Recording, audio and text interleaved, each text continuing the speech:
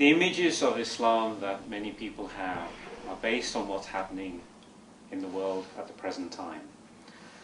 If we look at things from a historical perspective, what can we learn about Islam in terms of peace and coexistence?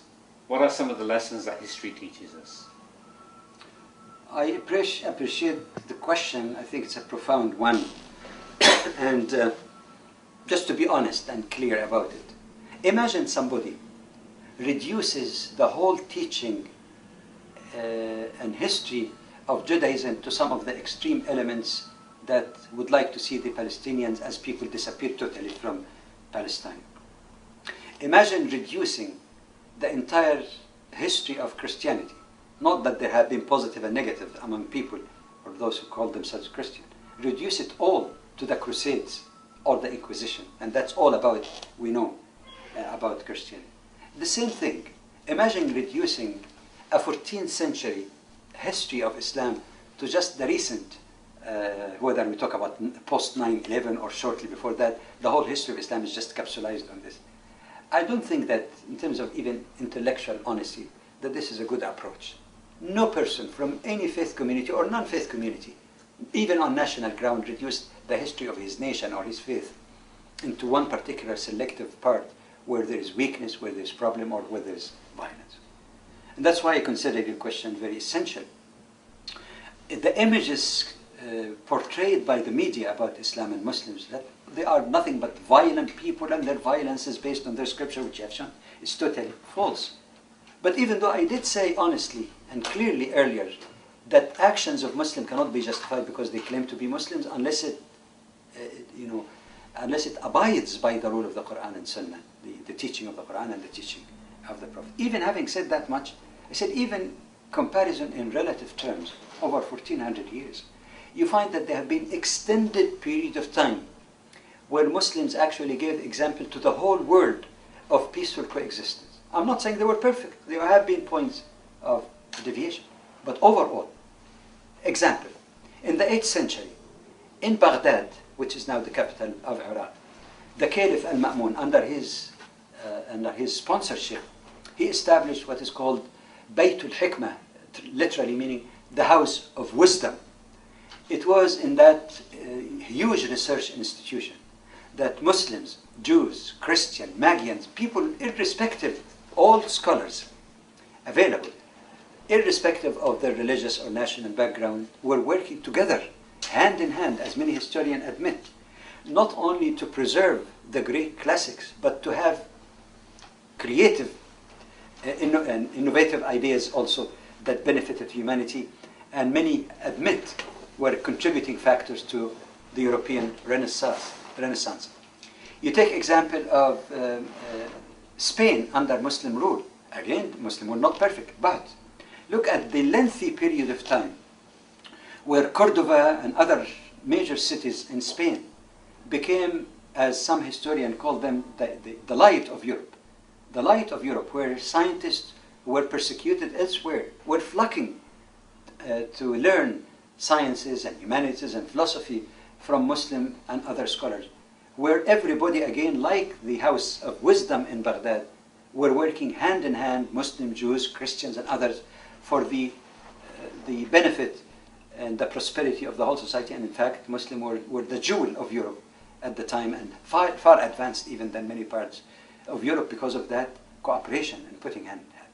Where in history do we find a majority Muslims under one ruler in Spain, where a Jewish rabbi became the prime minister, let alone many periods of time where some Jews or Christians occupied high positions in the state? Some historians say that some Muslim majority even complained that the non-Muslim minorities are getting much more than their fair share even of influence and high position in the state. Again, I'm not saying Muslims were totally perfect. There were periods also which did not abide by these rules. But if you take these 14 centuries, Muslims did live in peace with one another. Take the most hot issue in the world today that might be behind the backdrop of radicalism or radicalization and violence, and that is the issue of the rights of the Palestinian people.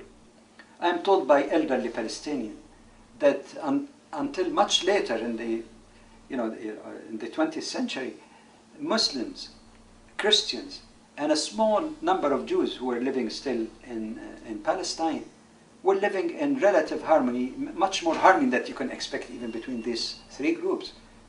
It is only after the usurpation of the rights of Palestinians that, of course, you get this kind of conflict that has risen. But they did live in peace for ages.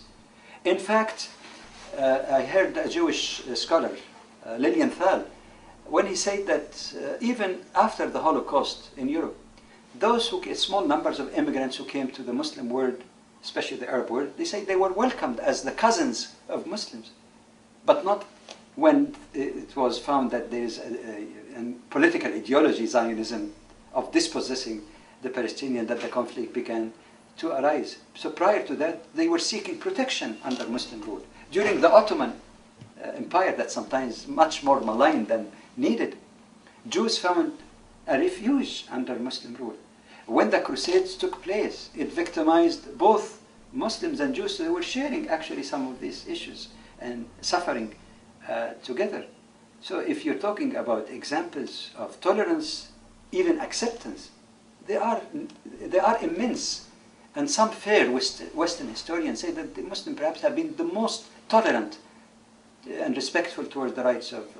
I give you an example even that continues until this day.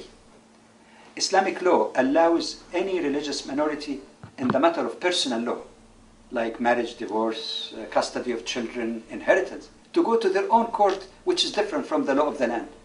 In Egypt, there are 10% Christians. And from the time of the spread of Islam in Egypt until today, Christians in Egypt can go to their own religious courts, even though it's different. That's a right that many religious minorities, like Jews and Muslims, for example, in the most democratic, liberal countries in the world, do not have, because you have to go through, for example, in the matter of divorce, through the courts.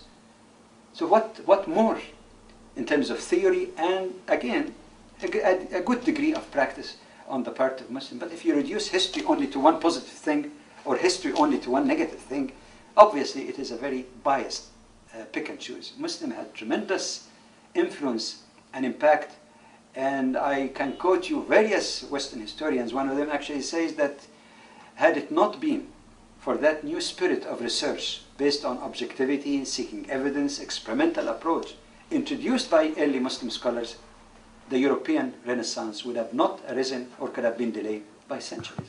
But unfortunately, immense Muslim contributions seem to have been put out of sight or belittled, and all the focus now on the period of turmoil and the mistakes committed in the context of that turmoil.